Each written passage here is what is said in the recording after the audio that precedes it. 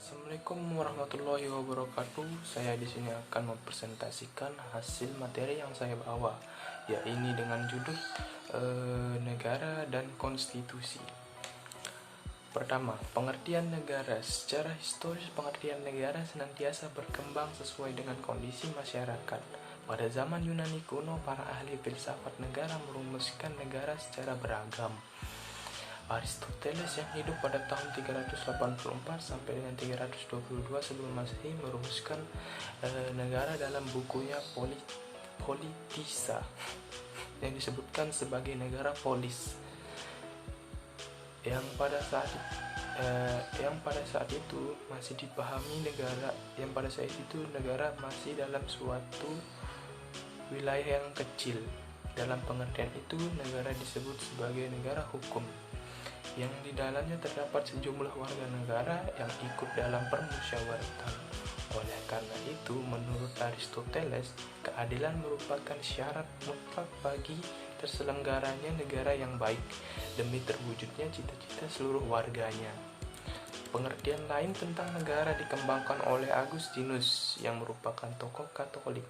Ia membagi negara dalam dua pengertian, yaitu civitas Dei yang artinya negara Tuhan, dan civitas terrena atau civitas diaboli yang artinya negara duniawi.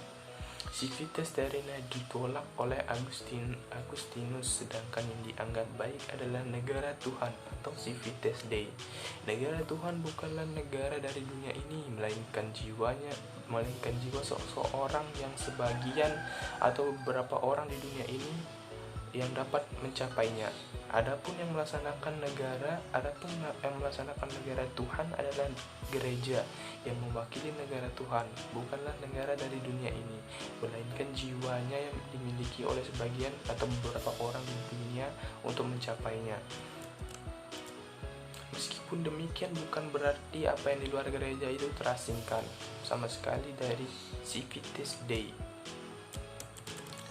Karakteristik negara Indonesia memiliki suatu identitas untuk melambangkan keagungan suatu negara.